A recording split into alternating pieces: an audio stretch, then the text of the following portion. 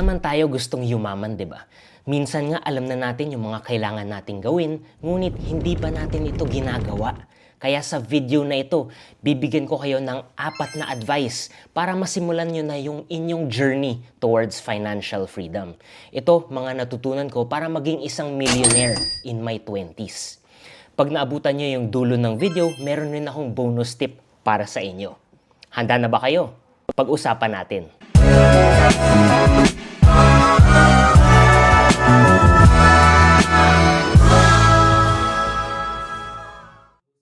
Hi everyone, my name is Enro Mendoza. I'm an SEC licensed financial advisor and a VP at Ramper Financials, a 30-plus-year-old firm whose mission is to help Filipinos fulfill their financial dreams.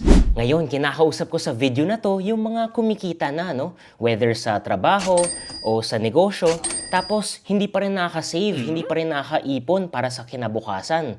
Minsan, umuutang pa rin sa mga credit card or sa mga online lending apps. O baka naman bago ka pa lang kaka-graduate mo at gusto mo nang simulan ang iyong journey towards financial freedom. Sakto, napunta kayo sa video na ito. Kaya ang tip number 1 ay have a long-term vision. Naisip mo na ba ito? Ano ang dream life mo, 'di ba? Nasaan ka nakatira? May pamilya ka ba? Ano yung ginagawa mo sa pang-araw-araw? Personally, nakaka-excite to sa akin yung pag-visualize sa aking future kasi parang mas gaganahan akong magtrabaho, mag-ipon, mag-invest para sa future ko kasi nakikita ko na kung ano man yung financial decision ko today ay patungo ito sa dream life ko in the future. Maganda rin ay isulat nyo ang inyong mga goals. Isama mo na rin ang inyong medium-term or short-term goals sa inyong long-term goals. Ang short-term goals ay less than 5 years, medium-term naman ay 5 to 10 years, at ang long-term goals ay 10 years and above. Ano ang mga examples nito? What if short-term, you're saving up for a dream wedding or a solo travel? Pag medium term naman, gusto mo magka-down payment for your first apartment or even down payment for your first car. And syempre, ang long-term goal natin ay ang ating dream retirement, ang ating dream home, at iba pa. Actually, may isang study na nagsasabi, pag sinulat mo daw ang goals mo, 42% more likely, mas malamang na magagawa mo ito. Ang ganda, di ba? So, isulat natin to ang ating short-term, medium-term, and long-term goals and really visualize it. Concretize it in our minds. How does this look like? Para ma-inspire tayo, para ma-motivate tayo pagtrabahuhan ang ating dream life. Yes, lahat tayo gusto natin mag-enjoy sa ating retirement. Pero it means we need to do some sacrifices today, Kailangan reasonable pa rin. Hindi naman laging saya-saya, YOLO lang, 'di ba? Kailangan intentional tayo in our financial decisions today so that we can work towards our financial future and our financial freedom. Isipin mo to sa ibang bagay katulad ng fitness. Parang ang hirap pag hindi mo alam kung ano yung gagawin mo, 'di ba? Is it aesthetics? Is it better endurance? Is it higher jump vertical dahil basketball player ka? If you identify your goals and isulat nyo talaga kung ano yung mga specifics nito, 'di ba? Kung aesthetics, sinong katawan, kaninong katawan yung peg mo? Anong percent body fat to? Ano yung mga measurements na kailangan mo in your waist, on your biceps, on your legs? So, nasa iyo na to kung gaano ka-detalye yung gusto mo. Pero the thing is, we need to really clarify. Let's be clear about what we want out of life. At dahil napaka-clear nito, napaka-klaro nito, feel ko, mas madali mo siyang ma-achieve. Ngayon, magandang isipin na walang ibang maka-achieve nito para sa buhay mo. Ikaw lang. No one else is coming to save you. You should take responsibility for your financial future. Ito, kwento lang. Dati may barbero ako, nagpapagupit ako. Ngayon, actually, negosyante na siya. May sarili na siyang business. Pero yung kwento niya sa akin dati, iniisip daw niya, ini-imagine niya na may magpapagupit na matandang lalaki, walang pamilya. At dahil siya yung mabait sa kanya, ay mabibigyan siya ng kayamanan pag namatay siya. Ano ang tingin niyo doon? Likely ba na mangyayari yung kwento na yon? O baka naman ito? Sorry baka maraming matatamaan. Na-imagine mo ba na mananalo ka sa loto? Imagine mo yung odds na yun Likely ba na manalo ka sa loto? Kung ito talaga ang paniniwala mo sa buhay, edi susunod lang yung behavior mo, yung action mo, yung mga decision mo. Kaya ang advice ko lang ay mag-set tayo ng realistic goals. Yung mga kaya talaga nating ma-achieve. At ako, big fan talaga ako ng stretch goals. Kung ano yung realistic goals para sa'yo, i-stretch mo pa ng konti para mas ma-unleash mo pa, makita mo kung ano yung talagang kaya mong gawin. Your full potential. Okay ba tayo sa tip number 1? Ang tip number 2 naman ay learn the basics or fall in love with the fundamentals. Ako, favorite basketball player ko talaga si Kobe Bryant. At yan ay dahil sa dalawang bagay. Siyempre, number 1, ang kanyang Mamba mentality. Ito ang favorite quote niya. If you see me in a fight with a bear, pray for the bear. Ganon ho kalupit ang mentality ni Kobe Bryant. Not just in life, but also in basketball as well. He doesn't quit. He has a no-give-up mindset. Ang pangalawang rason naman ay ang kanyang love for fundamentals. Si Kobe Bryant, hindi mo yan makikitang magti-trick shot, mag-half court shot. Ang pinapractice niyan ay laging basics. Ang kanyang footwork, ang kanyang shooting, kanyang dribbling. At dahil sa love niya sa fundamentals ay naging 5-time champion siya at legend Hall of Famer ng NBA. Kahit natapos na siya maglaro at siya ay nag-retire, and even beyond basketball, ang dami niyang nagawa. Fun fact, nanalo rin siya ng Oscar for his short film, Dear Basketball. Ganito rin ang ating financial life. Kailangan may action din. Hindi lang pwedeng mindset lang. Kailangan gawan natin kung ano yung kailangan nating gawin. My dad would always say, si Boss Rex Mendoza, sinasabi niya that money is behavioral, not technical. Diba? So it's all about attitude and behavior, not really about the head knowledge. Pero importante ito para ma-apply natin. Kaya learn the basics talaga. Love how money works. See what the wealthy people do. Ano ba ang ginagawa nila? Ano yung mga pinagbibili nila? Saan sila nag-i-invest? Tapos baka ma-apply natin sa sarili nating buhay.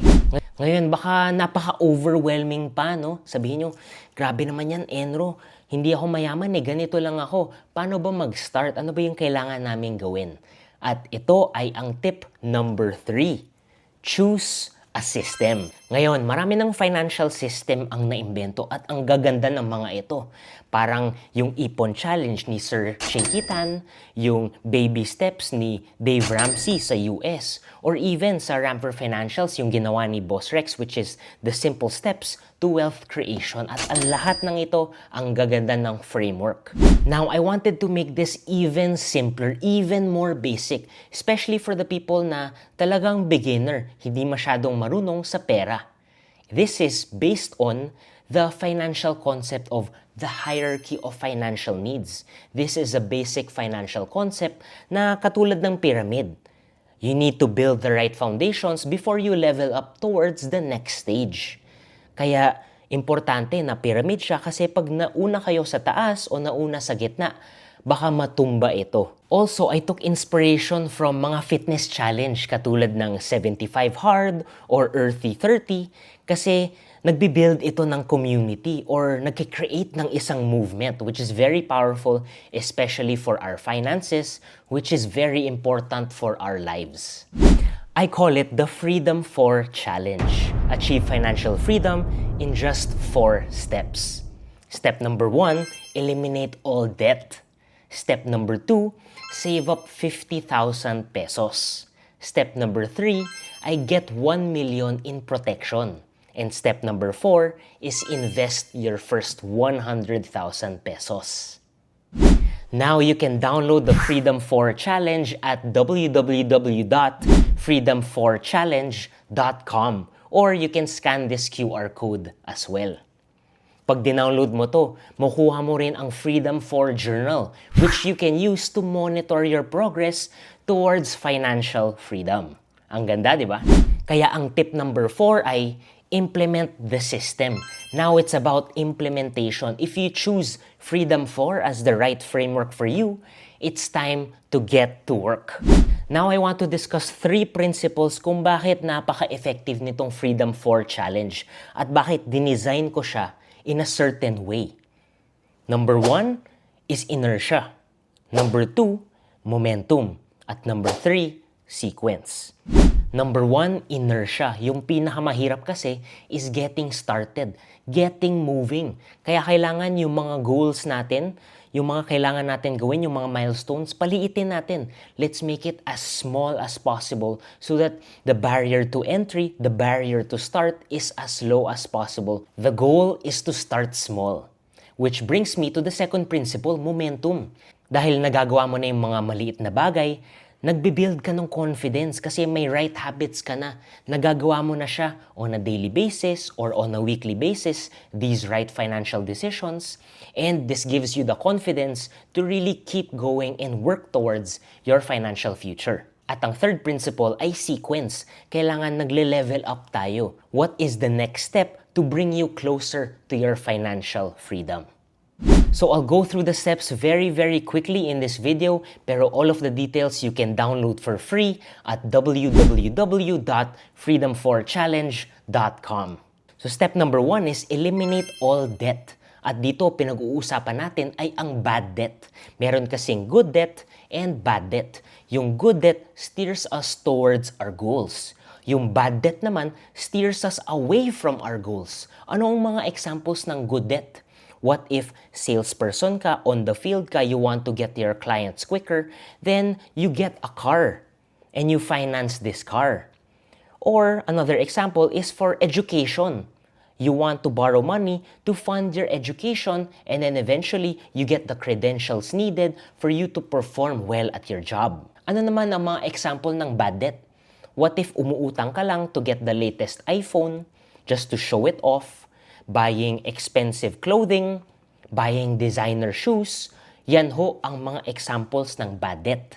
So in the Freedom 4 Challenge, I introduce an approach that will get you to eliminate all of your debt in less than 12 months. By this step, you're already building the right habits, the right behaviors, making the right decisions, and you're already being intentional with your spending and being aware of where your income goes. Kaya ang step number 2 ay save up 50,000 pesos. By this step, it's a progression from step number 1.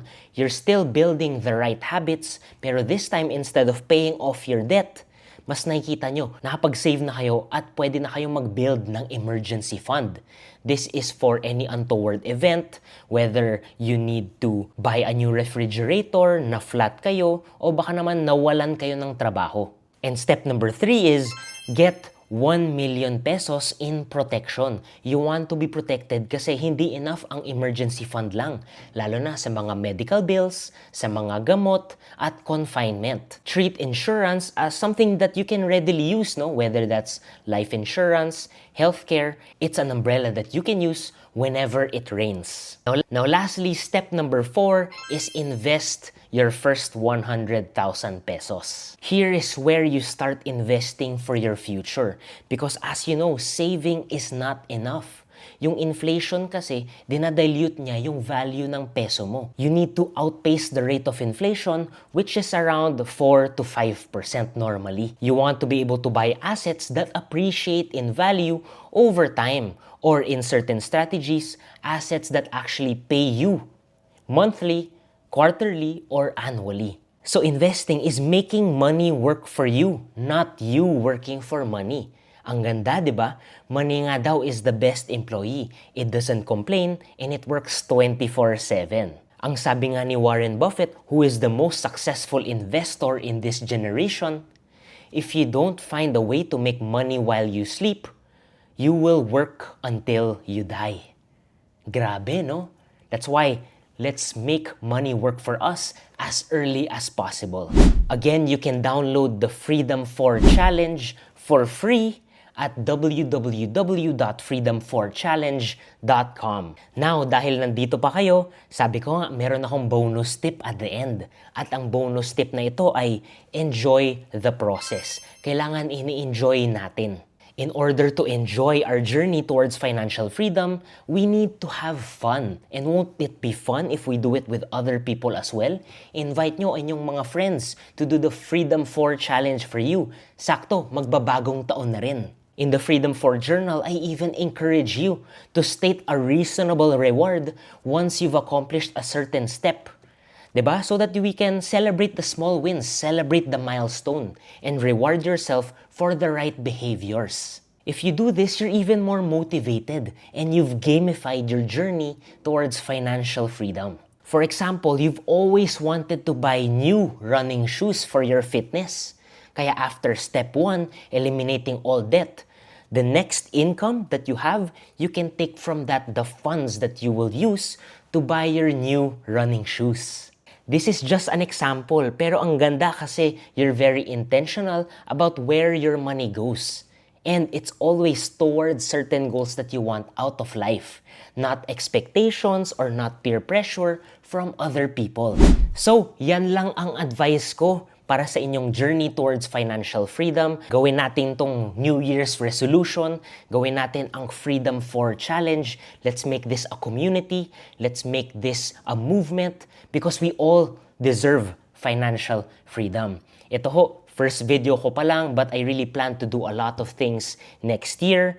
A lot of more videos, whether it's on YouTube, Facebook, Instagram, even TikTok. Kaya I want you to be part of this journey with me. Please subscribe down below if you want to learn more about personal finance, or baka naman may na-miss ako, may tip rin kayo that helped you in your financial life. Paki-comment down below. Let's help each other. Together, let's achieve financial freedom. I've made this my personal mission. I'm continuing the legacy of my parents, Rex and Ana Mendoza, who've built Ramper Financials in 1993. If you think this video was helpful, please give it a thumbs up for the YouTube algorithm and share it as well with your family and your friends. Don't forget again to download the Freedom 4 Challenge at www.freedom4challenge.com. Again, my name is Enro Mendoza, and if you're looking for financial advice, talk to Enro.